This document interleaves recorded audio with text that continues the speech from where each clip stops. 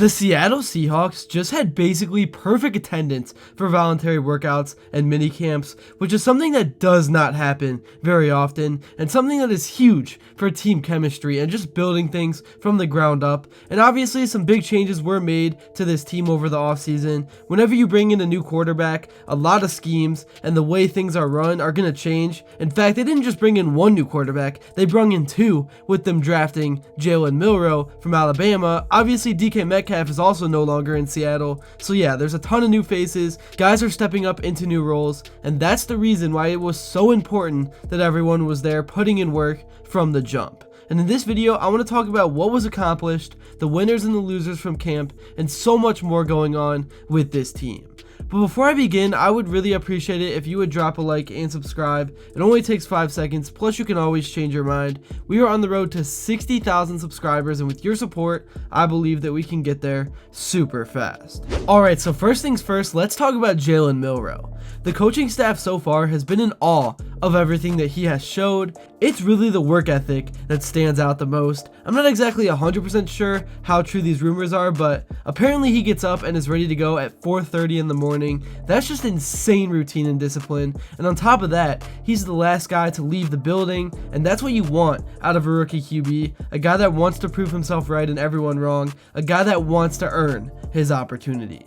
Nick Saban explained his skill set best after he was drafted. He has all the tools to be a franchise QB, the size, the athleticism, the arm. It really all just comes down to consistency and making smart decisions. You can make crazy plays and make people's jaw drop, but if you throw into double coverage and take plays off and have those misreads, you're not going to be a successful QB at this level. So if he can improve that consistency, then he's going to be dangerous. And we all know the work ethic is there. That's how he has gotten to this level. So now it's just about taking one step forward a day, learning from the vet and Sam Darnold, and also just getting reps. I know the preseason is going to be big for him. I personally am looking forward to seeing what he can do. So yeah, a lot to like and a lot to look forward to with Jalen Milroe. Alright, moving on, we saw a lot of footage during camp of the linemen doing drills and getting work in, starting in their 4-point stance and exploding into the big pads. Obviously, blocking is more than just winning a one-on-one matchup. A successful offensive line depends on cohesion, being on the right timing, and some plays are tricky. Sometimes the guard will rotate to defend the edge. In the NFL, you can't just run the same blocking schemes every time because defensive linemen are just way too good for that. I mean, when you think about guys like Micah Parsons, Myles Garrett, the Bosa brothers, it takes a group effort to stop them. But yeah, the line, both offensively and defensively, got a lot of work in over the last few weeks. Definitely was a successful camp for them.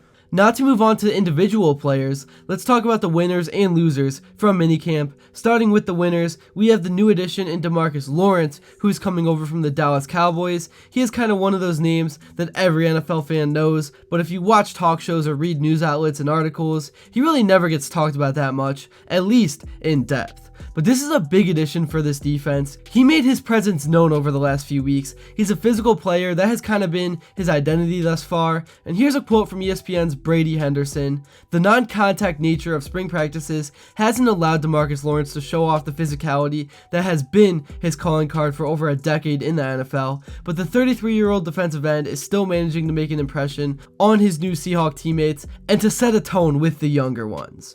I really am liking the balance of this defense just in terms of age. There are some older guys with experience, there are those middle-aged guys from age 28 to 30, and then there are some young players and rookies. A lot of different guys are going to be asked to step up and make plays. The next player I want to talk about that was a winner from camp is Nick Emenwari. He is of course the safety from South Carolina. He is a gamecock, which is Pat McAfee's favorite word.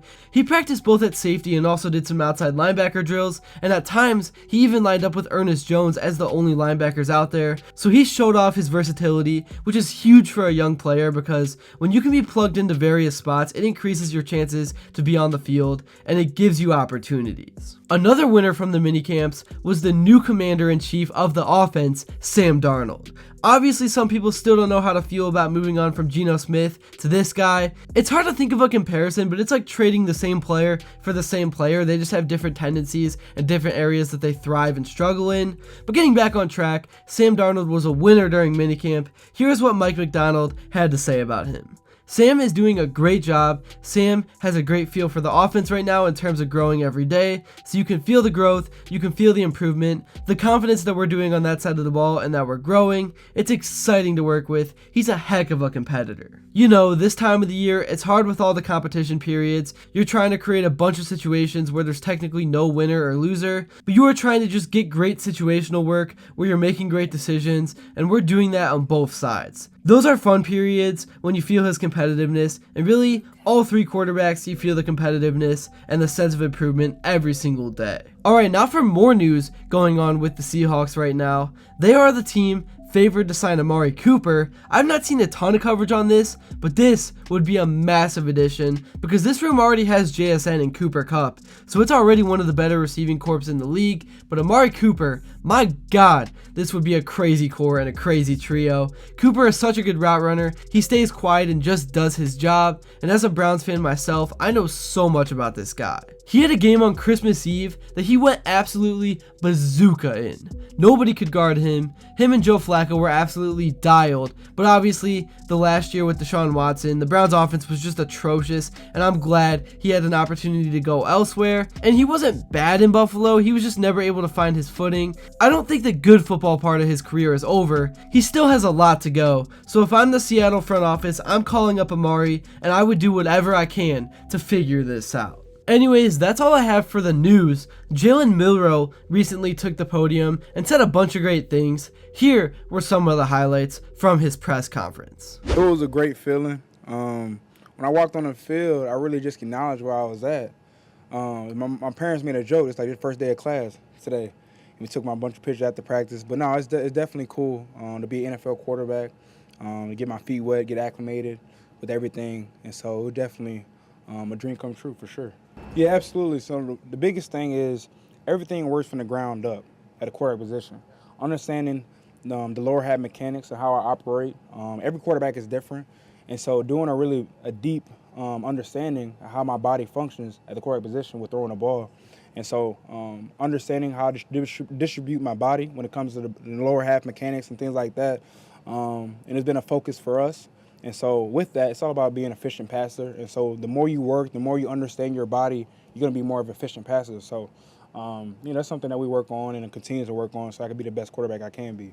That's really all I have to say for this video. Thank you all so much if you made it to this point. And if you enjoyed and haven't yet, please be sure to drop a like and subscribe because your support truly does mean the world. And also let me know what you would like to see next. And until then, I will see you all later.